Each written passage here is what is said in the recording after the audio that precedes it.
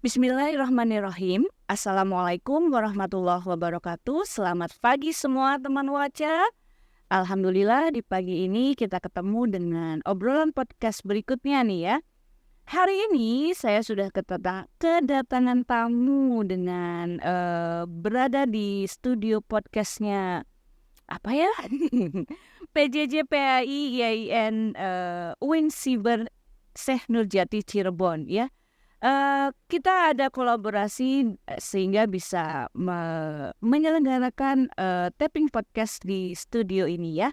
Alhamdulillah hari ini sudah bersama dengan Mr. Zaki Yafani MPD. Ya, boleh kenalan dulu ya. Bagaimana sih background beliau ini di IAIN ataupun di Tadris Bahasa Inggrisnya ya. Kita kenalan dulu lebih lanjut. Oke, selamat pagi Mr. Selamat pagi. Oke, teman-teman, ini namanya Mr. Zaki ya. Mr. Zaki dosen di TBI. Kan di Tadris Bahasa Inggris, cuman sekarang menjadi sekretaris jurusan di pendidikan jarak jauh. PAI. Di pendidikan jarak jauh. Pendidikan jarak jauh itu jurusan atau apa? Jurusan. Ya, jurusan, tapi khusus untuk pendidikan jarak jauh. Jadi jumlah mahasiswanya 3.255, tapi nggak pernah datang ke kampus. Masya Allah, 3.255. Luar biasa, tapi nggak pernah ke kampus. Itu adalah inovasi baru ya. Cara baru dalam model baru, oke. Tapi tetap menjadi dosen di TBI-nya. Tetap, baik. Home base-nya berarti tetap di TBI ya. Oke.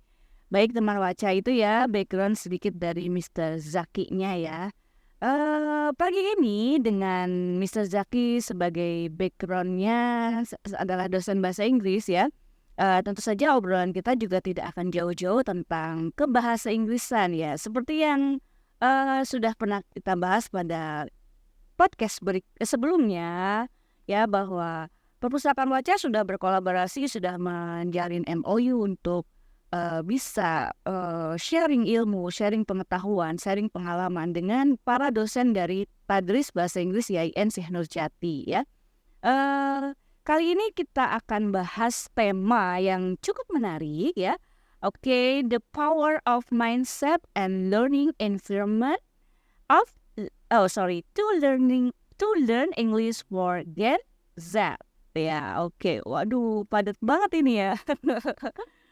The power of mindset. Nah, hari ini kita akan belajar gimana sih mindset kita, sudut pandang kita untuk kita bisa kembangkan ya, Mister ya, dalam kaitannya dengan bagaimana mempelajari bahasa Inggris, bagaimana lingkungan kita support enggak gitu ya, mungkin lebih ke arah situ ya. Oke, baik. Untuk mempersingkat jalannya waktu, aduh jangan disingkat nanti terlalu cepat ya. Baik ya. Baik, langsung pada pertanyaan pertama nih ya, menurut Mr. Zaki gimana nih ya? Apakah indikator atau tolak ukur dari seseorang itu dikatakan sukses ya dalam belajar bahasa Inggris itu bagaimana ya menurut Mr. itu? Mungkin gini ya, ini berawal dari kasus baru saja kemarin, sekitar dua minggu saya di apa namanya, saya selalu beranggapan bahwa apa yang saya bicarakan itu ya bahasa Inggris saya sudah bagus. Itu dari Gambia, Dr. Phillips.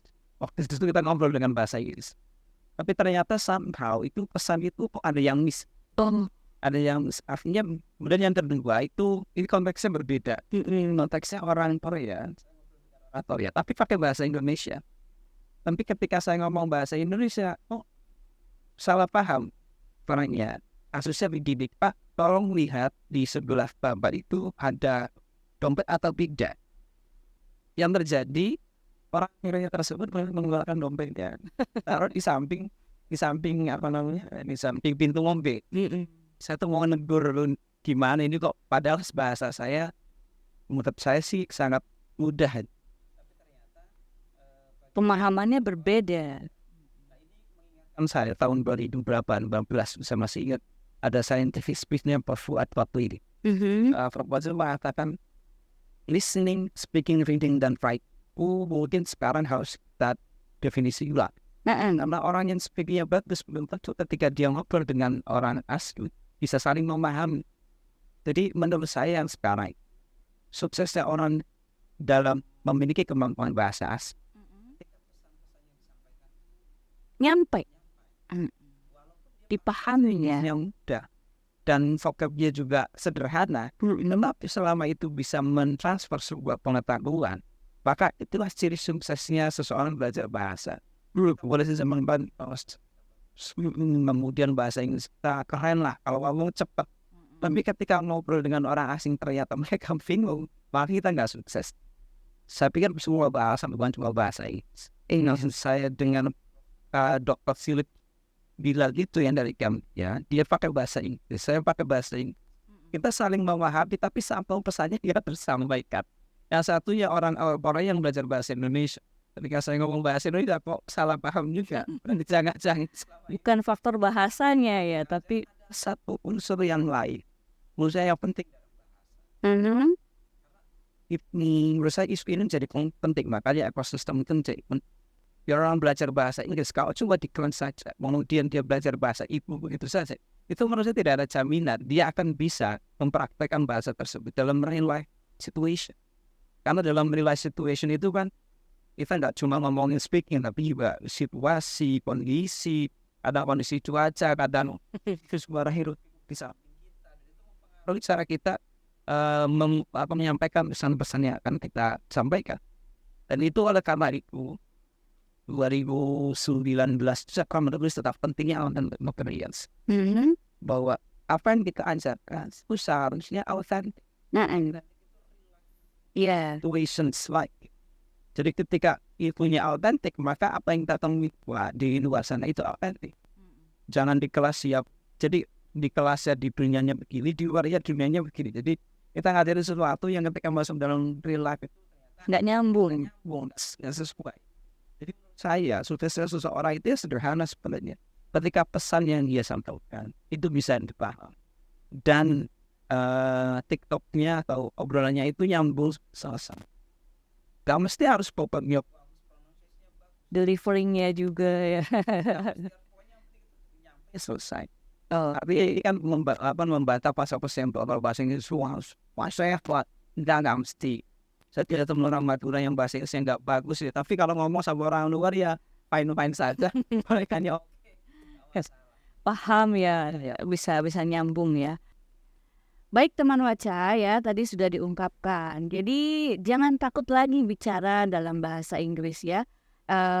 Siapapun lawan bicaranya, yakinkan bahwa ya pesannya itu sampai teman Waca ya.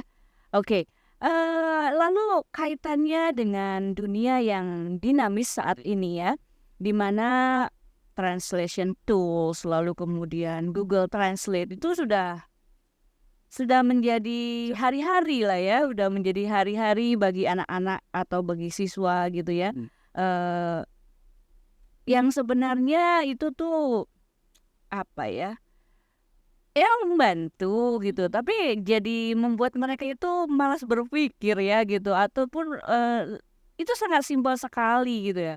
Lalu itu dalam hal konteks memahami bacaan, memahami ucapan, lalu kemudian berkomunikasi dalam bahasa Inggris, apakah masih penting gitu loh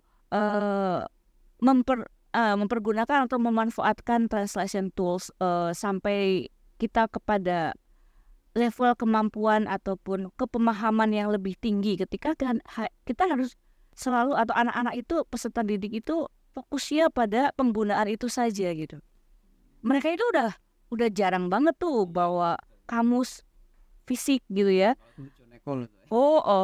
Nah, tapi kalau saya lihat itu jadi nggak ada perkembangan yang luar biasanya gitu. Karena apa? Karena tidak di-exercise ya. Karena tidak dilatih, hanya sekedar gugur kewajiban mengetahui itu artinya itu, diucapkannya itu. Terus kemudian exercise-nya kurang gitu. Nah, kalau menurut Mister, apakah masih bisa gitu Google Translation ataupun translation tools lainnya gitu dimanfaatkan di era sekarang itu? Oke, yang pertama itu kan fakta ya. Jadi kita nggak boleh bilang bahwa nggak perlu pakai Google Translate misalkan seperti itu. Tapi kita juga harus melihat sebuah fakta bahwa Google Translate itu perkembangannya luar biasa. Dari tahun 2000-an ketika kita pakai Google Translate mungkin nggak terlalu bagus ya, tapi sekarang itu dia sintaksnya semakin Sudah lebih bagus, baik. semakin bagus. Bahkan itu kan inputnya dia per hours untuk menginput Google Translate. Artinya bahwa Google Translate itu sebuah fakta yang tidak bisa kita hindari.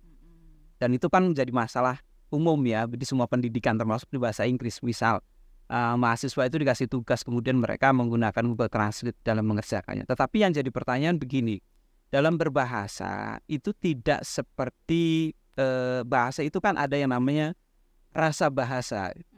Nah, rasa bahasa ini yang tidak bisa digantikan oleh mesin. Betul. Jadi kenapa menggunakan aku, kenapa tidak menggunakan misalkan kita ngobrol dengan atasan, kita ngobrol dengan orang tua, kita ngobrol dengan teman Ada dekat, pembeda. itu ada pembeda. Nah, itu mesin yang sampai sekarang saya lihat mesin belum bisa untuk membedakan itu. Artinya bahwa belajar bahasa itu kalau memang niatnya untuk komunikasi, sedangkan komunikasi itu kan sangat konteks bounded. Konteks bounded itu artinya sangat terikat oleh konteks situasi dengan siapa, kondisinya di mana. Dan itu menurut saya yang belum bisa ditembus oleh AI manapun ya terkait dengan rasa bahasa itu. Apalagi kalau ngomongin sastra itu kalau masukin Google Translate malah jadinya kacau banget. Emosionalnya hilang Ya. kan? Nah itu bagian yang tidak bisa saya nggak tahu ke depan seperti apa. Tapi sementara ini belum bisa untuk digantikan oleh AI ya. Belum ada yang sampai ke sana. Jadi ya itu sebuah fakta yang digunakan untuk mungkin membantu kita dalam belajar bahasa. Tetapi tidak dijadikan itu sebagai partner in crime ya. Oh itu. Partner in crime menjadikan teman untuk berbuat kejahatan seperti bikin esai terus. Bukan seperti itu. Karena pasti Dalam waktu singkat ya. kita juga sering menemukan bahwa mahasiswa bikin esai dan ternyata kalau kita baca ini bukan Limitnya dia banget. rasa itulah yang nggak bisa digantikan dalam berbahasa. Nah, rasa bahasa itulah yang mungkin yang harus, nah makanya untuk bisa rasa itu muncul lagi-lagi adalah autentik, itu kata kuncinya. Materi pengajarannya itu harus autentik. Mungkin itu ya. Jadi masih ya sangat belum bisa digantikan sampai sekarang. Jadi masih penting kan. Di samping itu, kita juga tidak selalu akan tergantung sama gadget. Ketika berkomunikasi, kan nggak mungkin juga kita setiap ngomong ada rapat dengan itu kan nggak mungkin. Betul. Jadi itu hanya alat bantu saja, masih tetap kita harus belajar bahasa asing dan harus menguasai bahasa asing tersebut. Iya. Oke. Jadi kalau menurut Mister nih masih penting, tapi kita harus punya batasan ya. Batasan dalam hal ini mungkin bisa fasilitas itu Google Translate atau translation tool lainnya kita manfaatkan, tapi lalu kemudian melalui proses editing gitu ya, di mana memunculkan rasa berbahasanya, di mana memunculkan emosional gitu, di mana memunculkan kata ganti yang tepat gitu ya. Nah itu teman Waca ya pelajarannya ya, ketika kita atau kalian semua mau menggunakan alat terjemahan ya, maka harus di-combine ya, tidak hanya memunculkan hasil akhir dari alatnya saja gitu ya. Baik, oke. Lanjut ke pertanyaan berikutnya nih ya Mister ya. Menurut Mister nih, apakah mindset ataupun motivasi dari seorang pembelajar bahasa itu memiliki peran dalam keberhasilan belajar? Nah, motivasi, mindset yang seperti apa yang harus dibangun agar bisa berhasil? Oke, beritahu teman Waca nih. Ini kan sebenarnya terkait dengan mindset itu kan ada ahli itu namanya Carol tuh yang dia menulis buku judulnya Mindset, dan itu mungkin jadi rujukan di pendidikan di seluruh dunia. Bahwa penting sekali bahwa mindset itu kan nanti ada kaitannya dengan motivasi orang untuk belajar bahasa itu menurut saya penting sekali karena itu kan ruhnya. Energi yang digunakan untuk mau belajar itu kan sebenarnya motivasi. Sehingga penting juga bagi para siswa yang belajar bahasa itu memiliki motivasi yang tepat. Misalkan begini, orang kan menganggap mungkin di sekolah ya mengatakan bahwa belajar bahasa Inggris yang penting dapat nilai selesai. Jadi memang motivasinya hanya untuk nilai. Nilai. Makanya tindakan dan perbuatannya itu cuma sebatas itu, hanya mendapatkan nilai. Tapi kalau misalkan kita punya cita-cita, misalkan dulu itu saya waktu S1 tuh pengen jadi dosen waktu itu. Jadi kan nggak mungkin yang saya lakukan itu ya biasa-biasa saja. Karena kalau dosen kan kemampuannya harus begini. Sehingga motivasi itu membuat saya akhirnya berpikir ulang tentang diri pribadi, diri saya sendiri. Oh, saya harus begini dan sebagainya. Menurut saya, belajar bahasa Inggris itu kayak punya kunci sebenarnya. Sekarang kan kita ada internet ya, di mana semua informasi itu bisa diakses. Dan semuanya, hampir 85% bahasa digunakan dalam internet itu kan menggunakan bahasa Inggris. Sehingga kita sebenarnya bisa membuka apa saja. Misalkan, saya ingin membaca pengetahuan tentang kemarin tentang neuroscience misalkan, itu kan bukan keahlian saya, tapi itu kan banyak di luar sana ahli-ahli yang ngomongin, iya, kayak misalkan Andrew Huberman misalkan, saya juga YouTube channelnya beliau. Kemudian kayak misalkan saya pengen pengen tahu tentang motivasi, inilah stand up comedy misalkan, stand up comedy yang bahasa Inggris misalkan, kayak Trevor Noah, kemudian Ismo, itu kan stand up comedian yang saya sering mendengarkan, kayak apa sih guyonannya orang luar itu. Iya. Itu kan kita taunya kalau kita bisa bahasa Inggris. Iya. Kalau yang Andrew Huberman kan itu kan dia basicnya neuroscience. Ada lagi psikiater itu namanya Dr. Amin, itu ngomongin tentang bagaimana cara kerja otak, bagaimana emosi itu establish. Saya pikir itu kan penting bagi pendidik ya. Iya. Dan itu kan mereka expert tapi kan pakai bahasa Inggris. Walaupun mereka bisa mengetahuinya ya, tentu saja kita harus punya kemampuan yang setidaknya memahami ya. Betul, karena kita kan punya kewajiban untuk namanya professional development. Betul. Sebagai mungkin semua orang ya, bukan cuma sebagai pendidik ya. Iya. Semua orang yang mau jadi apapun, professional development itu perlu dikembangkan. Dan itu kan perlu rujukan. Betul. Dan kalau kita mengetahui bahasa Inggris, itu kita punya kuncinya untuk bisa membuka itu. Bahkan yang sekarang itu kan saya sering buka misalkan penelitian dari Harvard itu seperti apa, itu kan pakai bahasa Inggris. Kalau kita bicara bahasa Inggris, kita bisa dapat sumber-sumber dari kampus-kampus yang keren-keren, dari Harvard, dari Stanford misalkan, Oxford. Itu kan mereka produksi penelitian terus tuh tiap buka, bahkan tiap bulan gitu. Jadi kan kita bisa ngeliat. Bahkan mereka juga kadang ada kerjasama, ada program-program kayak UNICEF. Kemarin saya baru buka, di UNICEF juga ternyata ada program pertukaran pelajar, program magang, dan itu kan dengan bahasa Inggris saya tahu informasi itu. Jadi punya bahasa Inggris itu sebenarnya adalah punya fungsi yang kita bisa buka akses macam-macam. Baik itu pertukangan dan sebagainya, itu semuanya sekarang bisa dengan adanya internet. Ya sebenarnya kita diuntungkan dengan internet ya. Jadi adanya internet itu menambah kebutuhan untuk bisa bahasa Inggris itu menjadi lebih penting menurut saya. Motivasinya teman baca ya. Motivasi itu ya yang menjadi key-nya katanya ya. Dimana kalau kita punya motivasi yang besar, kita punya gambaran di masa yang akan datang itu kita mau apa sih? Mau bagaimana sih? Hidup kita mau dibawa kemana gitu. Ya itu akan menjadi satu langkah perjuangan yang sangat-sangat kalian bisa perjuangkan gitu. Dari titik mana startnya, mau berapa, sekonsisten apa, lalu kemudian kamu punya goals nanti itu tujuannya sampai di mana. Nah, motivasi semacam itu harus dibangun ya teman baca ya. Oke. Dan kalau mindsetnya juga harus berpikir secara ini ya. Jadi kita jangan berpikir satu kotak kita itu bakal di Indonesia saja. Kemudian kita nggak punya. Ini kasus yang saya temukan adik saya sendiri nih. Adik saya lalu sekolah di SMA. Kemudian saya suruh diajari bahasa Inggris. Itu nggak mau, susah dia minta ampun kalau disuruh belajar bahasa Inggris. Nah sekarang dia kuliah di UGM. Nah, di mana satu kelasnya itu ada orang Jerman, ada orang, nah itu dia baru merasa bahwa ternyata kok ya dia nggak expect bahwa dia itu setelah lulus bakal kuliah di UGM dan ketemu dengan orang-orang yang seperti itu. Tapi setelah kejadian begitu dia mulai bingung. Ini saya nggak bisa ngomong bahasa Inggris, akhirnya apa? Ya sekarang itu mulai belajar lagi, mulai mau lagi. Jadi kita kan nggak tahu. Ada lagi teman saya yang ya biasa kerjanya di sekarang kerjanya di kapal pesiar, yang dimana dia harus pakai bahasa Inggris. Jadi kita harus selalu membuka kesempatan bahwa kita nggak tahu, siapa tahu kita ke depan itu bakal jadi orang hebat. Kita bakal pergi ke berbagai tempat, dan itu modal pertama adalah punya kemampuan berbahasa asing. Oke, keren sekali nih teman Waca. Semoga menjadi motivasi ya. Di mana perpustakaan Waca juga kalau Mister mau tahu ya, kami membuka kelas-kelas bahasa asing dan di situ ada kelas bahasa Prancis ya, sudah berjalan 2 tahun ini. Wah, keren. Tapi peminatnya banyak, Bu. Ya, alhamdulillah ada. Banyak sih. Tahun lalu sekitar 12 peserta.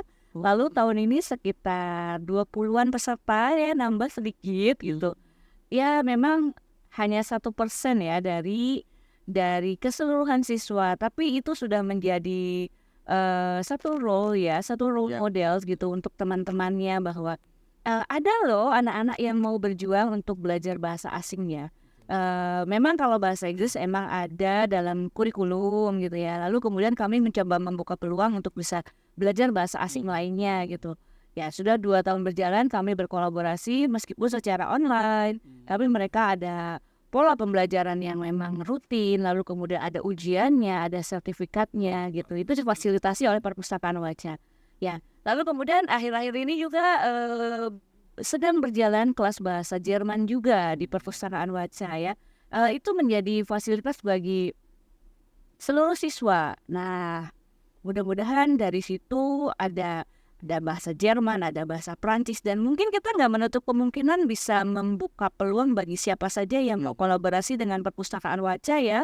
Artinya kami mau memfasilitasi dan mau memberikan peluang seluas-luasnya untuk teman Waca, untuk para pemustaka, untuk para anggota Perpustakaan Waca itu agar bisa mengembangkan diri, punya motivasi luar biasa seperti yang tadi Mister katakan bahwa dunia itu gak hanya Indonesia gitu ya, bahwa negara luar, negara asing itu sangat mungkin membutuhkan kita gitu ya, sangat mungkin kita itu bisa sukses di sana gitu. Jadi bukanlah open minded gitu ya, jadi bukalah wawasannya, buka ini ya Mister ya. Ya, malah menurut saya sih kita tuh punya banyak cerita loh.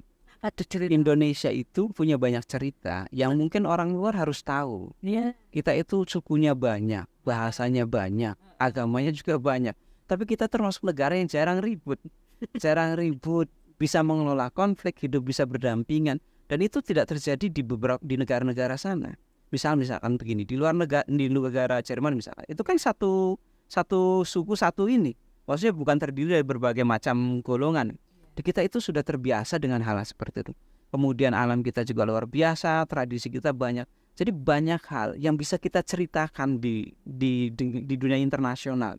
Dan mereka itu sebenarnya sih sangat tertarik dengan Indonesia. Antusias ya. Betul, karena kita itu menyediakan berbagai macam informasi, data, dan itu bagi orang luar itu menarik sekali.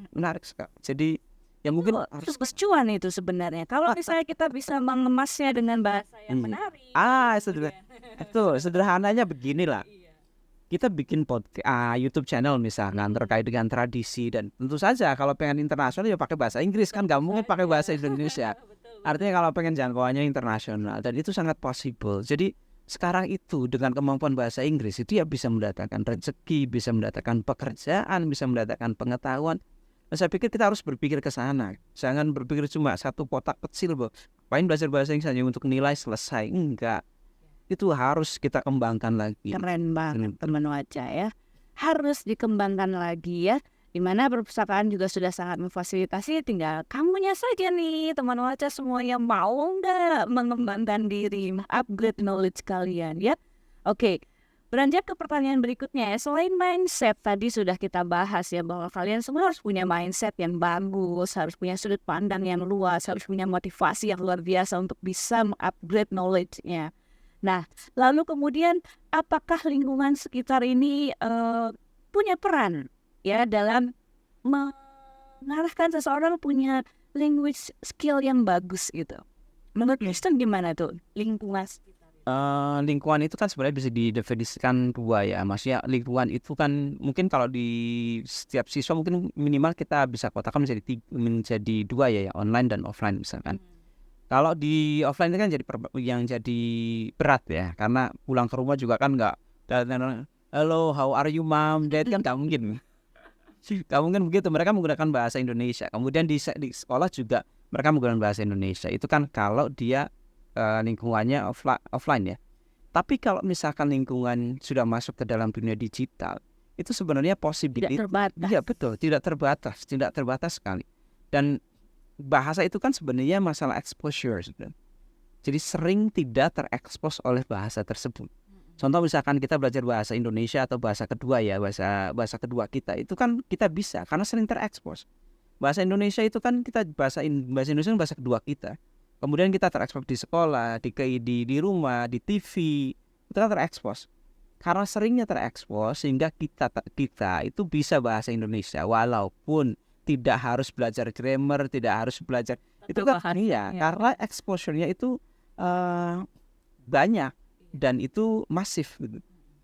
Nah, ketika kita bergeser ke ekosistem yang online, itu kita akan lebih mudah sering terekspos dari baik itu berupa kita kan di YouTube ada podcast juga. Ada misalkan kayak yang biasanya itu kan ada TED Talks, kemudian ada stand up comedy, banyak hal lah. Banyak sumber-sumber yang dulu mungkin waktu saya SMA itu kan harus cuma dengerin guru saja. Kalau sekarang kan enggak, artinya exposure-nya bisa banyak. Artinya seseorang itu kalau belajar bahasa itu sekarang bisa accelerate. Enggak mesti harus datang ke kampus atau datang ke sekolah. Mereka bisa accelerate dengan dunia digital. Kecepatan dengan dunia digital. Iya, karena berdasarkan teorinya Chomsky misalkan, itu dia bilang bahwa sebenarnya dia kan percaya innate-ness ya. Innate-ness artinya begini, bahwa otak kita itu sebenarnya sudah didesain untuk bisa bahasa, grammar dan sebagainya itu biar. Karena yang paling gampang gitu, orang bisu saja itu walau kita nggak ajarin bahasa, dia itu bikin tata bahasa sendiri yang hanya bisa dipahami oleh dia dan mungkin dengan orang-orang terdekatnya. Itu membuktikan bahwa di otak kita itu sebenarnya sudah ada alat yang namanya itu language acquisition device atau alat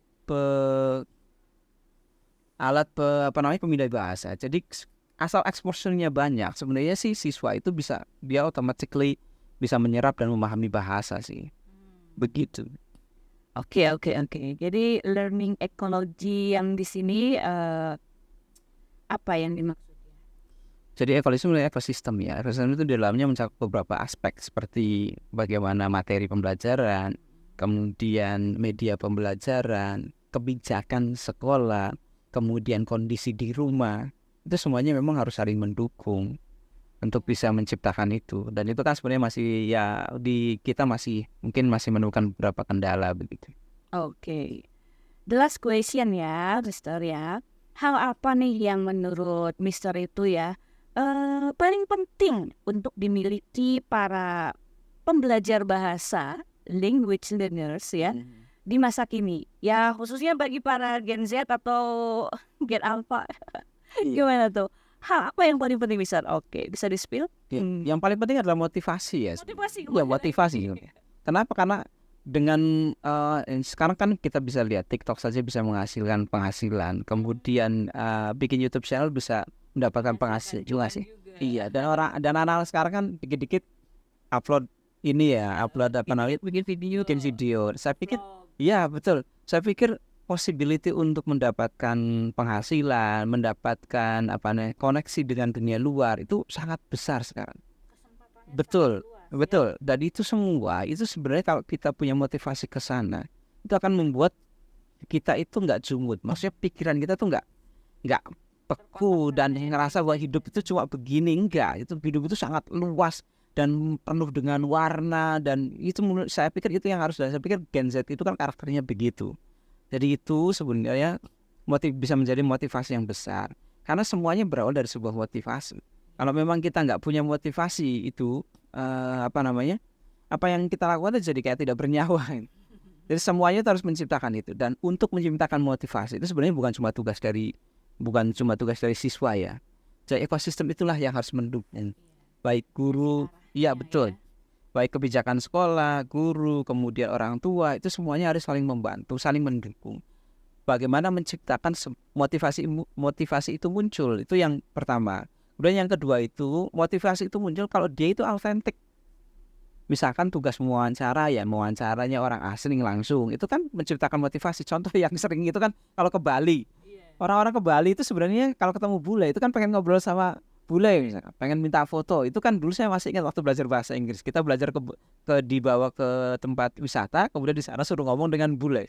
Saya pikir itu autentik, tapi itu menciptakan sebuah motivasi bahwa ternyata bahasa Inggris saya itu kepake dalam dunia nyata. Nah, selama ini kan kita selalu belajar bahasa Inggris, interaksinya dengan guru sendiri, kemudian juga yang bilang bagus juga teman sendiri, yang bilang bahasa Inggrisnya oke juga guru sendiri, tanpa ada verifikasi orang luar. Itu sebenarnya paham nggak sih kalau saya ngomong begini? Dan dengan adanya ekosistem digital itu, kita itu sekarang possible, sangat mungkin untuk bisa kerjasama dengan katakanlah school sister lah, school sister di luar negeri, yang minta misalkan kita punya English club, nanti kita dengan orang luar, kita nge-zoom saja, ya nge-zoom saja terus ngobrol dengan orang luar. Nah, saya pikir itu bisa menjadi motivasi yang besar, sehingga at least mereka siswa-siswa kita punya motivasi bahwa oh penting loh punya teman orang luar itu, ya penting kita punya teman orang luar itu ada sebuah apa ya, menciptakan sebuah kebanggaan mungkin ya, motivasi itu akhirnya muncul. Dan saya pikir sangat mungkin sekarang untuk sekolah itu punya school teacher, school sister yang berada di luar negeri. Ya mungkin nanti ke Jerman sekalian nyari gitu. Aku modalnya kan sekarang kan murah, maksudnya dengan Zoom saja itu kan possible sekarang itu. Mereka nggak usah datang ke sini kan, Zoom itu kan berapa, yang penting punya MOU selesai. Dan saya yakin mereka juga pengen tahu sebenarnya, pengen tahu orang Indonesia itu seperti apa, pengen tahu terutama yang SMA SMP itu, mereka juga pengen tahu seperti apa sih budaya di luar itu. Dan itu sangat possible sekali. Jadi itu mungkin menciptakan peluang ya. betul, dan nanti kedepannya itu bisa tercipta berbagai macam peluang, baik itu pekerjaan, baik itu kesempatan, konten, dan harus ke sana lah. Dan harus ke sana arahnya. Ya, luar biasanya bro. Ayo. Kita panggil teman Wacaya dengan Mr. Zaki. Oke, sudah di penghujung acara, sudah obrolannya panjang lebar dan semoga sih benar-benar memotivasi dan memunculkan motivasi baru bagi teman Waca semua ya. Dimana dari tadi sudah sangat disinggung bahwa mindsetnya harus diubah, lalu kemudian motivasinya dikuatkan, kalau perlu diperluas gitu. Dalam jangkauan yang tidak terbatas ya, sehingga apa, masa depan kalian itu bisa jauh lebih indah, jauh lebih berwarna, jauh lebih menjanjikan, jauh lebih sukses, jauh lebih mapan. Itu harapan ibu ya. Baik, di akhir sesi mari kita tutup ya dengan, kalau saya bilang perpustakaan Waca, kita berdua boleh sampaikan semua bisa karena membaca dan salam literasi ya Mister ya. Baik teman Waca, hari ini kita tutup podcastnya dengan membacakan slogan kita seperti biasanya, dan perpustakaan Waca Semua bisa karena membaca. Salam literasi. Baik, wassalamualaikum.